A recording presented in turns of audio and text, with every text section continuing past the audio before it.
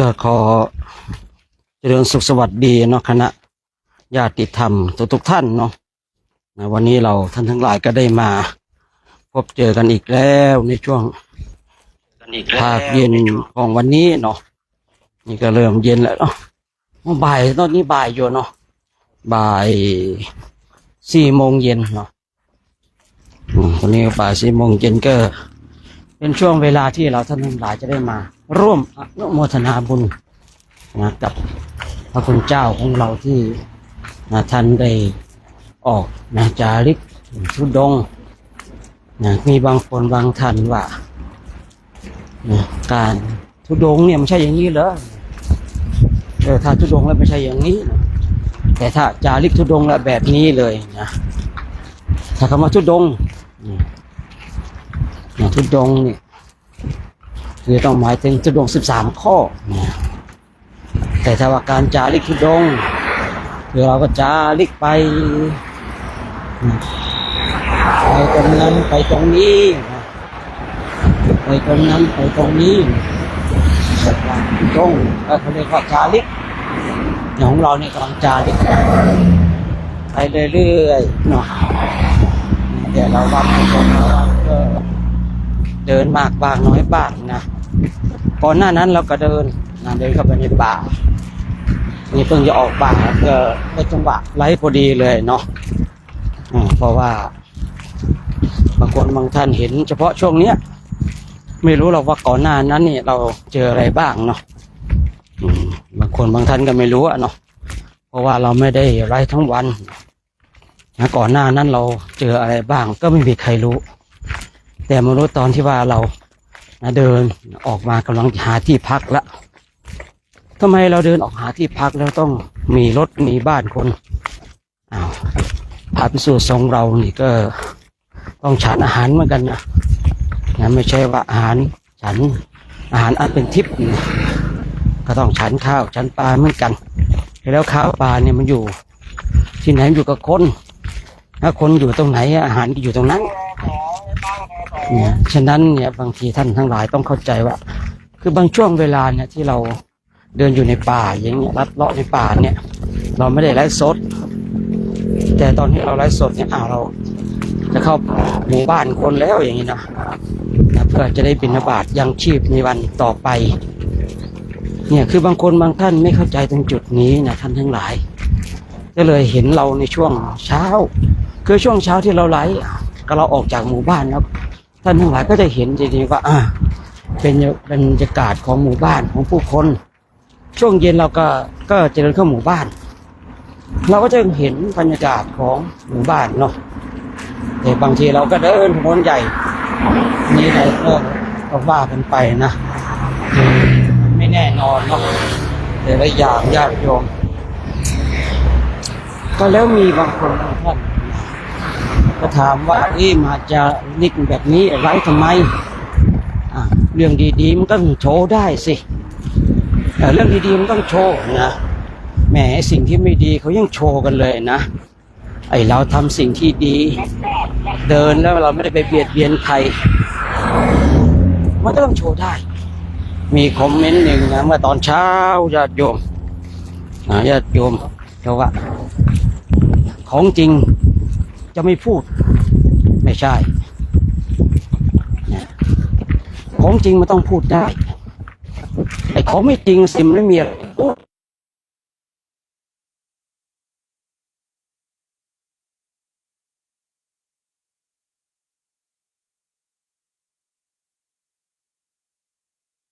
ของไม่จริงที่ไม่รู้จะพูดอะไรใช่หรือเปล่าคือจะพูดแล้วก็ไม่อาจฐานเพราะตนเองยังไม่รู้ไง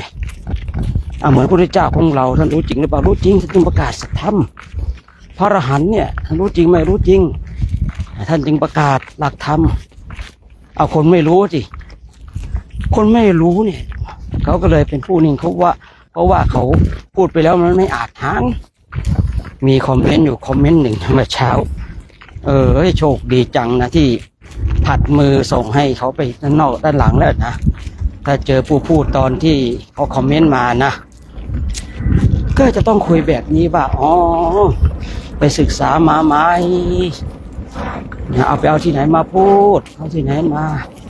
บอกคนอื่นว่าของจริงไม่พูดถ้าเราไม่พูด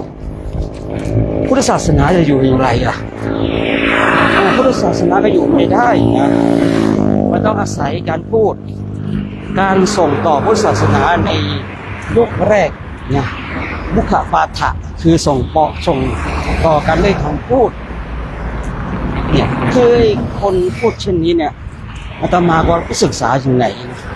แล้วก็ยังแอบอ้างอาจารย์ของตนเองว่าผมก็เป็นลูกศิษย์ของอาจารย์ของพระเนี่ยโอ้โหตัวเองอับอายไม่พอยังเอาอาจารย์ของตนเองมาอับอายด้วยเนาะผู้เชื่อว่าอาจารย์สอนดีแต่คนฟังเนี่ยคงฟังไม่รู้เรื่องนะคือพุทธศาสนาเนี่ยในยุคเบื้องต้นในยุคต้นเลยเนี่ยส่งต่อด้วยการพูดท่านทั้งหลายมุขปาฐะแต่พอมาในยุคหลังเขาก็มีการบันทึกจดเป็นลายลักษณ์อักษรลงใบลานแล้วก็มาเป็นลงในหนังสือแล้วก็ช่วงหลังนี้ก็มาเป็นตามสื่อต่างๆที่ไม่ได้อยู่ในหนังสือแล้วเนี่ยคณะท่านทั้งหลายเมื่อเช้าพอดีส่งให้พระไปแล้วมีคอมเมนต์แบบว่าแบบนี้มานะ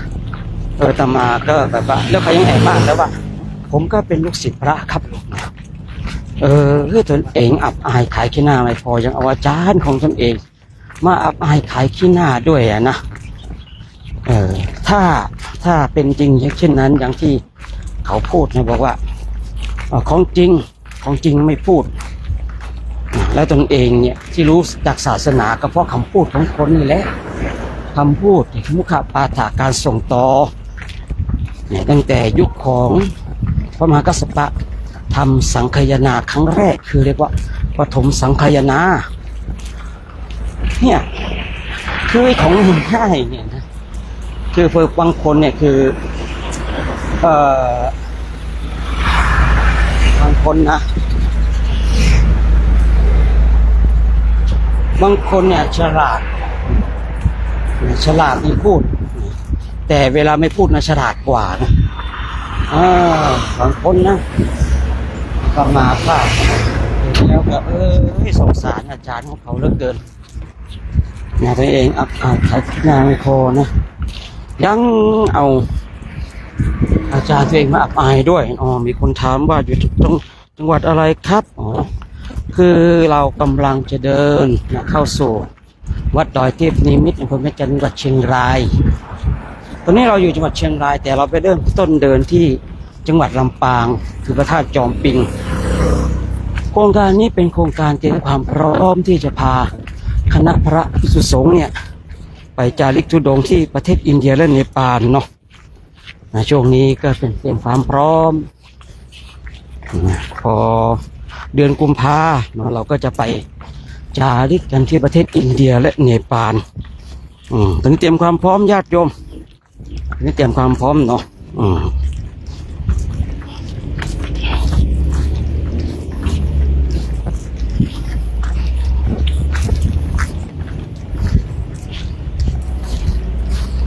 ให้การตอบเลยนะครับ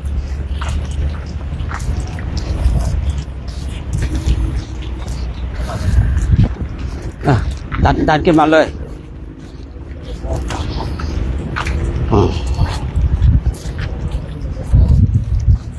ตอนนี้เราก็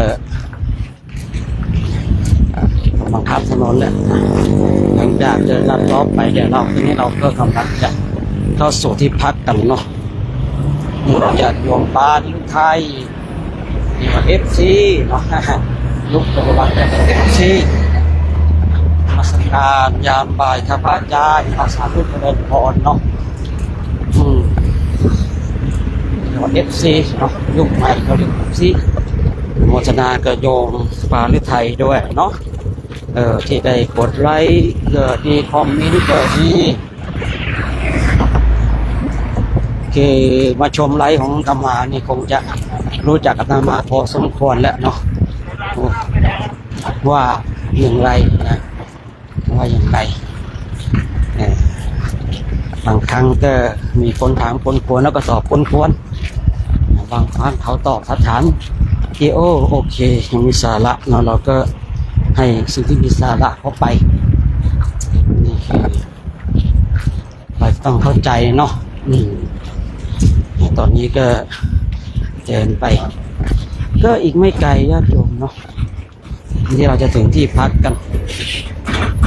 ไม่ไกลมีญาติโยมก็มาร่วมอนุโมทนาบุญกันร่วมอนุโมทนาบุญกุศลกันช่วงบ่ายๆช่วงเย็นๆแบบนี้เรามาอนุโมทนาบุญกันเนาะเอาบุญดีกว่าเราคุยเรื่องบุญเนาะเราคุยเรื่องบุญเรื่องการสร้างบารมีกันดีกว่าญาติโยมว่าการที่เราคุยเรื่องบุญเรื่องบารมีเนี่ยมันสุขใจมันสบายใจเราคุยเรื่องบุญเรื่องบารมีเนี่ยมันสุขใจมันสบายใจนะมีความสุข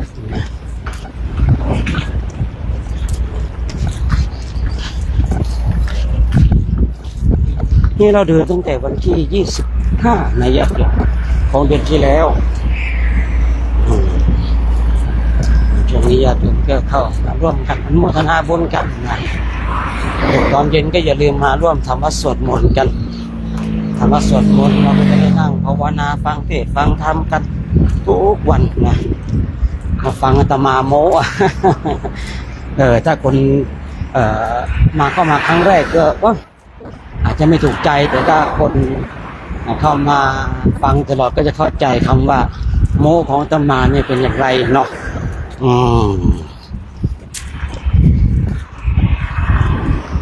ตอนนี้ก็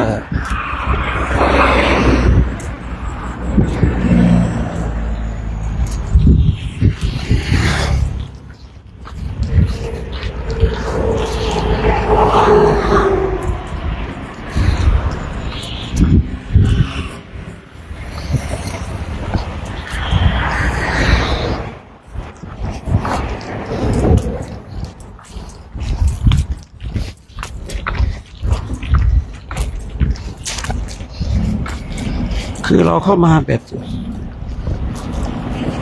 มีโยมก็ถามว่าจะถามเวลานั่งสมาธิจิตวุ่นวายก็อย่างไรดีมีสติแก้ด้วยมีสติมีสัมปชัญญะอยู่กับลมหายใจเข้าออกถ้ามันจิตมันออกจากลมหายใจเราก็ดึงกลับมามีสติสัมปชัญญะเท่านั้นเองนะคือให้จิตของเราเนี่ยอยู่กับลมหายใจเข้าออกหายใจเข้าหายใจออกเรารู้อยู่อย่างนั้นหรือว่าอาจจะกำหนดพุทโธก็ได้พองหนอยุบหนอก็ได้แต่ให้เรามีสตินะมีสติกับลมหายใจเข้าออกของเราเมื่อมันคิด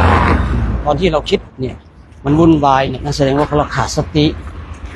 แต่เมื่อเรามีสติมีสัมปชัญญะเมื่อไรเนี่ยเราก็จะระลึกได้ว่าเรากำลังนั่งสมาธิอยู่แล้วเราก็มากำหนดต่อในช่วงที่มันขาดสติไปแล้วก็ปล่อยไปแล้วดึงกลับมาเราก็กำหนดนะดึงกลับมาเราก็กำหนดลมหายใจเข้าออกเพราะว่าการนั่งสมาธิของเราจิตมันวุ่นวายนะที่พระพุทธเจ้าองค์ทรงตรัสจิตของเราเปรียบเสมือนกับลิงนะมันอยู่นิ่งไม่ได้เราก็ต้องมีเครื่องผูกลิงไว้คือเชือกทีนี้จิตของเรามันชอบวุ่นวายสับสนเราก็ต้องมี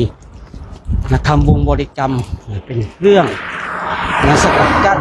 คำบริกรรมก็คือหายใจเข้าพุทหายใจออกโทนั่นเองนะคุณโยมปานฤทัยนะน่าจะได้เข้ามาฟังบ่อยๆอยู่เนาะช่วงระยะเวลาที่ ผ่านมาทางแอปต่อนี่ก็ส่วนมากก็ไม่ค่อยได้คุยเนาะฉะนั้นก็ฝากไว้นะช่วงเดือนกุมภาเนี่ยคณะของเราจะไปจาริกธุดงค์ที่ประเทศอินเดียเนี่ยแอปต่อเนี่ยมันไม่สามารถที่จะไลฟ์ได้นะคือทางประเทศอินเดียเขาบล็อกนะฉะนั้นจะต้องตามไปที่แอปฟ้าเนี่ยชื่อว่าสุขใจไม่ได้ทำเหมือนกันเนาะนะก็ต้องตามก็ไปดูเนาะเพราะว่าคืออยากให้ญาติโยมเนี่ยตามไปที่แอปฟ้าเพราะว่าจะได้เห็นสังเวชนียสถานทั้งสี่เพราะช่วงเวลานั้นเนี่ยอาตมาภาพเองบางทีก็ไลฟ์เริ่มจากอะไรหลายๆอย่างเนาะก็มีการเนี่ยไลฟ์แบบเนี้ยช่วงเดินตอนออกเดินและตอน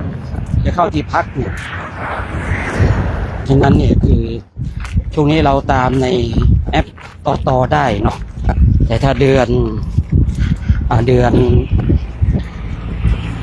กุมภาก็ย้ายจากไปตามที่แอปบ้านฟ้าหรือว่าแอปตัวเอฟเนาะเราจะได้เห็นสังเวชนียสถานทั้งสี่เนี่ยเราก็จะได้ไปพูดไปคุยเรื่องราวเกี่ยวกับสังเวชนียสถานทั้งสี่เนาะหรือว่าบางคนบางท่านก็ที่ติดตามทางแอปต่ออยู่ก็เข้าไปที่หน้าโปรไฟล์ตามมาได้ฝากลิงก์ในบ้านฟ้าไว้นะแต่บางคนบางท่านเนาะมีความสนใจอยากจะไป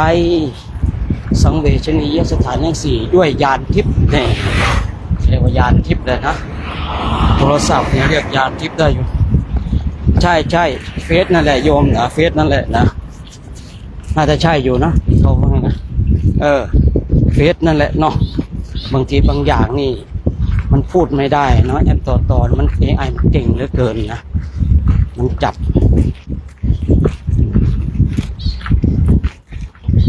นะที่บ้านแอปตัว F บะโยมนะเพราะว่าไปตรงนั้นเนี่ยแต่มาภาพเองก็จะลงข้อคิดนะลงหลักทำอะไรบ้างเนาะส่วนแอปต่อนี่ก็ไว้ไลฟ์บ้างแล้วก็ให้ดูบรรยากาศที่บ้างแต่ก็โดยส่วนมากก็จะไปลงที่บ้านฟ้ามากกว่าเนาะฉะนั้นเธอท่านใดเนาะอยากจะไปลงอินเดียด้วยยานทิพย์เนาะเสียดายที่แอปต่อนี่ไม่สามารถที่นั่นได้เราต้องข้ามทางนู้นหรือเปล่าฮะหรือว่าต้องไปข้ามทางนู้นไม่รู้ผมก็จำหลักทางไม่ได้ไปเลยไปดีกว่าไปซื้อไปเลยจะไปเข้าตรงด้านหน้าดีกว่า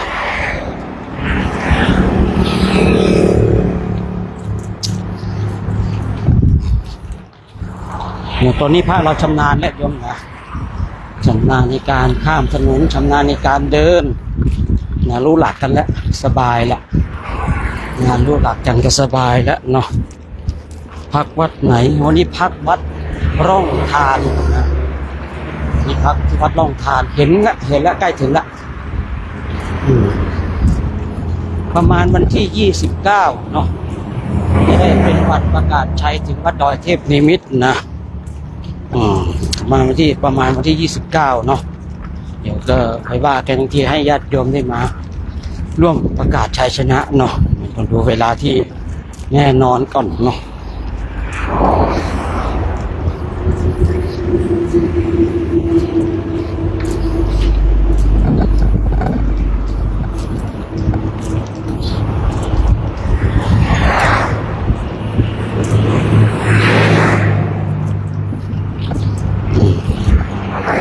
ที่บ้านฟ้าก็มาร่วมอนุโมทนากันเยอะเลยเนาะ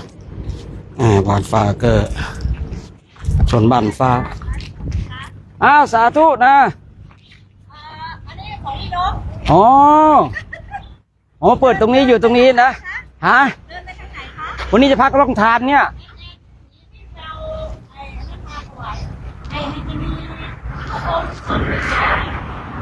ว่าวันนี้จะพักที่วัดร่องทานเนี่ยร่องทานเนี่ยใช่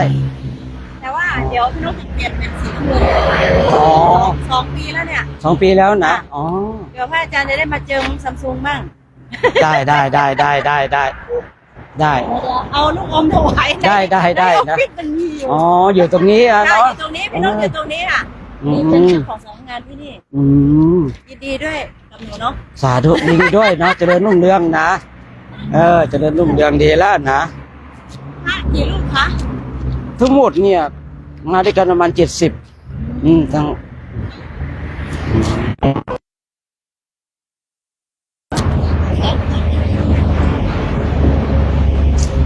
อีกโยมเนาะแล้วก็ไลฟ์สดอยู่กำลังคุยอยู่เนอกเราไม่ได้มองซ้ายมองขวามองซ้ายมองขวาทีนี้ก็ญาติโยมเขาก็เลยเห็น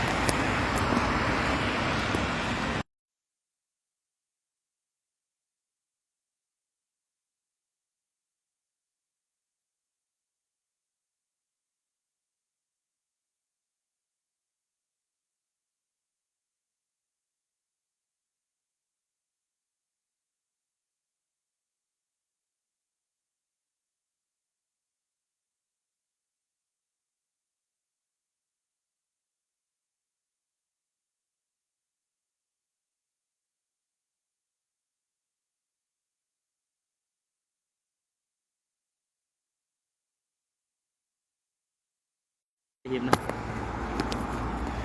ชิปให้ ตอนนี้มันกระฮิบอยู่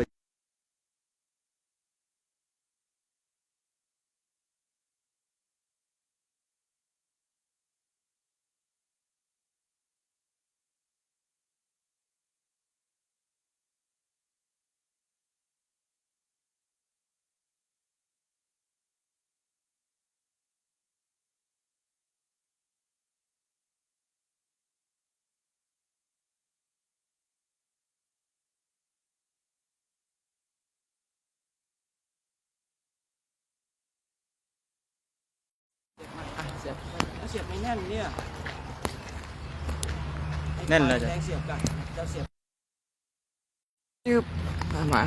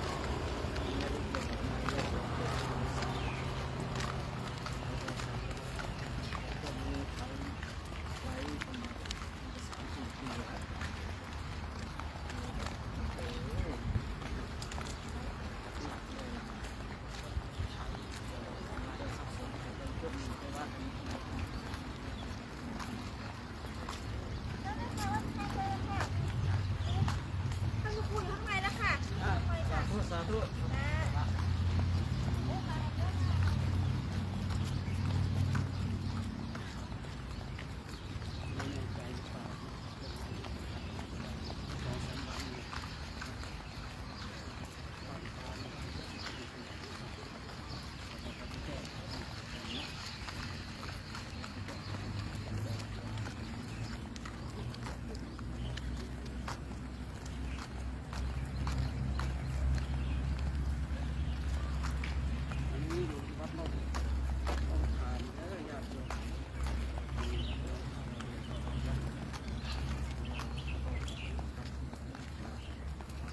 วัฒนาการที่แตงเมแล้ววันนี้นะมีที่แตงเมเราชนะแล้วสาธุสาธุ แล้วข้างในครับ ชนะแล้วมีลูกอมอ่ะลูกอมครับอมแม่อมอ้าวสาธุเอากินอ้าวสาธุโชคดีดูไปนี่เม็ดอ่ะเอาไม้ป้ายขนาด ครับ อันนี้ไม่ต้องเสียงก็ได้แล้วการดื้อตัวปากกันดื้อแย่หมดเลยมาหาแต่นี่ดังอยู่ ครับ เพราะก็คุยตรงนั้นเป็นเม็ดตกเดี๋ยวเราให้ตู้ประกาศ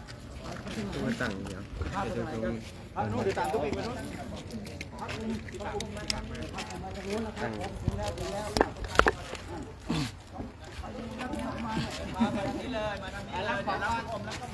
รับลงก่อนไปหมดแล้วตรงนี้นะไปหมดเลยนะการทองจันทร์ทำทีมไปนะ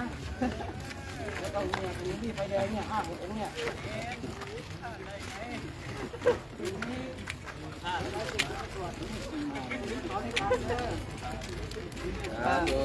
ายมาตายได้ไงเนี่ยแบ่งเพื่อนด้วยนะครับแบ่งเพื่อนด้วยครับเพื่อนข้างหลังอ่ะคนละอัน2 เม็ดคนละเม็ด2 เม็ดคนละเม็ดเอาคนละเม็ดก่อนดูเพื่อนเหลือเยอะเลยไอ้ใหญ่เอาคนละเม็ดก่อนนะครับเพื่อนข้างหลังเหลือเยอะ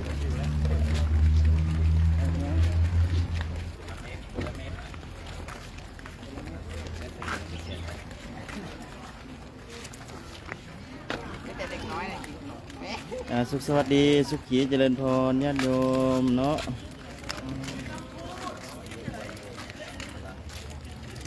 ถ่ายคุณพี่ ชิ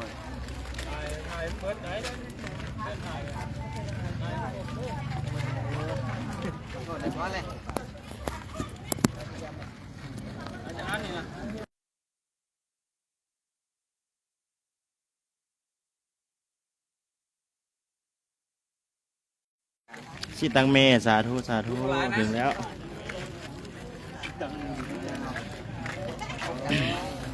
ญาติโยมขอเช็คเสียงหน่อยเสียงมาแล้วยังน่าจะมาแล้วเนาะมาฮอดเนาะชีเพิ่นก็แม่ชีเพิ่นถวายของลูกอมสาธุชิตังเมสาธุปรมัตถ์เด้อญาติโยม สาธุอายุวันโนสุขังมาละหมดบุญ บุญหมดแล้วพี่วิทย์ สาธุเดินบุญนี้ก็ได้มาก่อนเดี๋ยวก็หมายข้างหลังอีก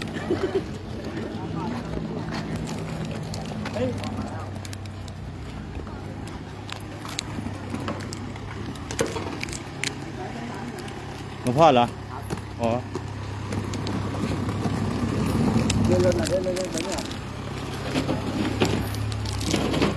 พ่อมาแล้ว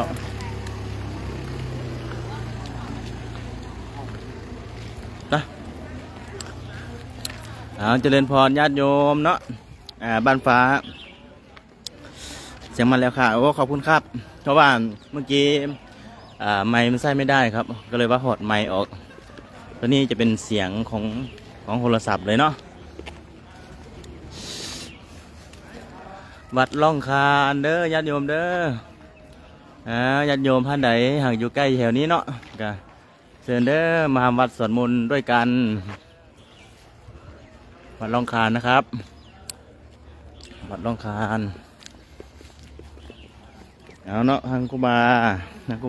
ทางอาตมาเนาะจะให้เบิ่งภาพบรรยากาศของพระเจ้าประสงค์โอสามเณรคณะสงฆ์เพิ่นมาหอดเนาะก็เป็นกาวเช่นเคยเนาะเบิ่งภาพบรรยากาศ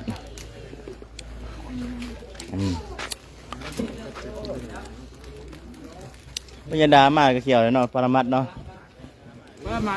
ปรมัตถ์ฉลองศรัทธาญาติโยมเด้อปรมัตถ์สาธุเดี๋ยวมันน้อยโคตรนะ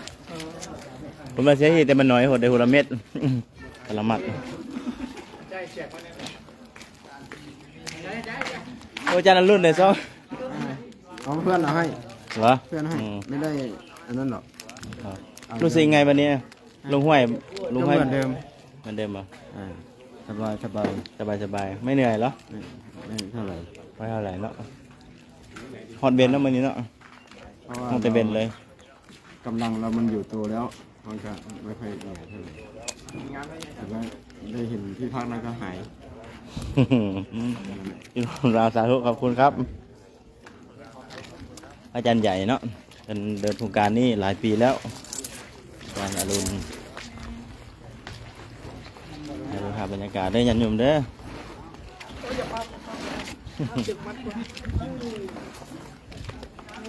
มาแล้วก็ตากเลยเนาะที่นายเนาะเปียกเนาะมหอดเตเวนอยู่มื้อนี่เด็ดยังจ้าเลยไม่ออกเด็ดไงลูกตาโนนโอ้สิตังเมถึงแล้วปวดขาอยู่ปวด ลงตาโนนปวดขาอยู่ท่านว่ามาแล้ว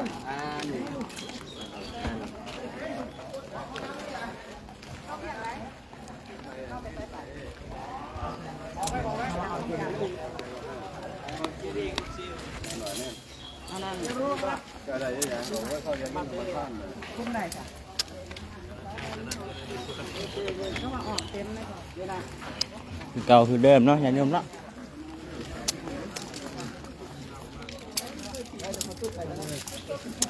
เอาอย่างแสงปิดถ่ายให้หน่อยบอกไปเลยแล้วก็ทำไปเลยกันได้บุญยังทีนี้เลยกันนะ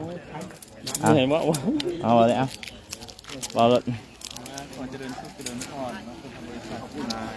ที่ได้มา ดูอะไร สมรายส่วนในมื้อนี้นะครับ ผม ก็คือพ่อแม่ครูบาอาจารย์ถึงการ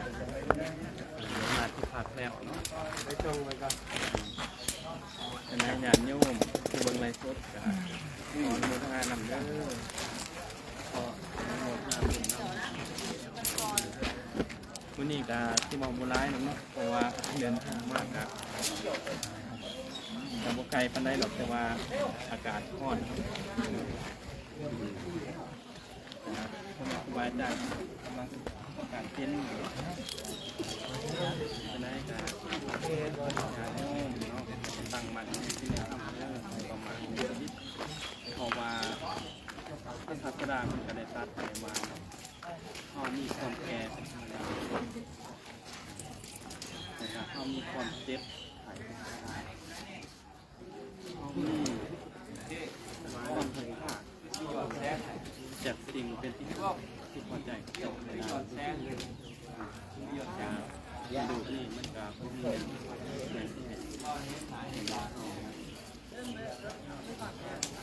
การเขามีกรรมเป็นข้อของตนมีกรรมเพราะว่าจะเป็นการทำดีหรือการทำดีจะต้องได้รับของกรรมนั้นเราพิจารณาทุกวันเกิดเกิดจะได้พอประมาณในชีวิตการที่ว่าเขาใส่ชีวิตแบบจะมีคุณค่าเพราะว่าเขาได้เกิดมาเพราะว่าทุกคนเกิดมาเป็นมนุษย์ย่อมมีบุญมาก่อนถ้าไม่มีบุญมันจะไม่ได้เกิดมาเป็นมนุษย์อย่างแน่นอนเพราะว่าพระศาสดาเป็นในใจคนเขาจะได้เกิดเป็นมนุษย์ยากในการเกิดมามนุษย์เกิดมาเป็นมนุษย์จะได้มาพบพระศาสนาเป็นแบบนั้นมาพบศาสนาแล้วจะได้ปฏิบัติก็เป็นการยากเพราะว่านี่เขากล่าวถึงแล้วเป็นประเด็นเกิดยังรู้ในการของควรที่จะสร้างบุญอยู่ในเมืองเนาะถ่ายสุดนี่ก็มียังเลยงานโยมที่สามารถบอกบุญเก่งแน่เนาะขอพรยันโยมที่เบิ่งแน่เพราะไว้ใส่ให้พรแกของตนยันโยมเนาะพุทธบริษัททั้งหลายจึงมีแต่ความสุขทางกายและทางใจเด้อปาตัวมีใจก็ขอได้ตามความมุ่งหมายปรารถนาขอทานพบแต่สิ่งดีเข้ามาในชีวิตขอให้มีทั้งทรัพย์ภายนอกและภายในอริยทรัพย์อันจะนำส่วนคนทุกข์ในวัฏสงสารคือสิ่งที่ไพบูลย์พบพ้นทางแห่งการพ้นทุกข์โดยทั่วกันทุกคนด้วยเถิดสาธุขอบคุณอาจารย์เนาะเอากางเต้นเนาะเขาหน่อยเนาะโดยขอบพระคุณครับกางเต้นอยู่ทางตะกองเองก็ยังบ่ทันได้ไล่ยังบ่ทันได้กางเต็นท์เนี่ยครับบ่เป็นหยังกางน้ำล้างมือก็ได้บ่เป็นหยัง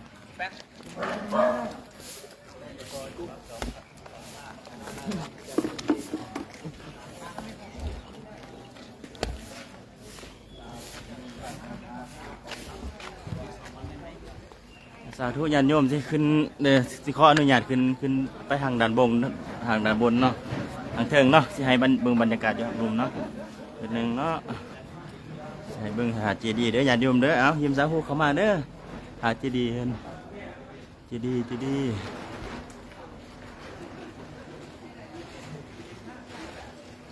่นเด้อนี่เด้อวัดเพิ่นสวยวัดเพิ่นงามวัดเพิ่นงามหลายนี่คือฟ้าโบสถ์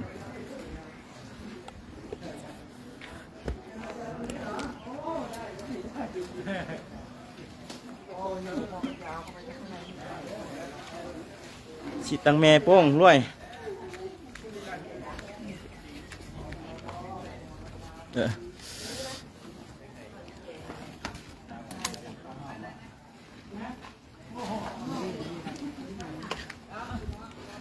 เอาเนาะญาติโยมเนาะก็สิได้ถึงเวลานาทีแล้วเนาะก็สิขออนุญาตปิดไลน์ไว้เพียงเท่านี้ซะก่อนเนาะในตอนแรกก็ขอยิงเชิญเจริญพรญาติโยมกดติดตามกดแชร์กดไลค์ไว้เด้อตอนแรกจะมีการไหว้พระสวดมนต์เจริญติดตามภาวนาหรือว่านั่งสมาธิเนาะไหว้พระสวดมนต์ตอนแรกก็ขอให้ญาติโยมมาครับเบิ่งครับส่งในตอนแรกเด้อครับวัดสวดมนต์เด้อ ก็ขออนุญาตปิดไลฟ์ไว้เพียงสำนีสกอนเด้อสาธุสามีโยมชิมเข้ามาเนาะสาธุสาธุวันนี้แสงแดดส่องโบสถ์สวยค่ะสาธุสาธุนะขอขอบคุณเด้อทุกคอมเมนต์ทุกกำลังใจเด้อขอขอบคุณขอใส่พรญาติโยมจงมีแต่ความสุขความเจริญเนาะที่เขามาเบิ่งในไร่นี่เนาะก็ขอให้มีแต่ความสุขความเจริญในศีลเจริญในธรรมคิดสิ่งหนึ่งประการใดที่ชอบประกอบโดยธรรมแล้วก็ขอให้สำเร็จทุกสิ่งทุกอย่างด้วยเถิดญาติโยมอนุโมทนาสาธุเด้อขออนุญาตปิดไลฟ์ซะเนาะ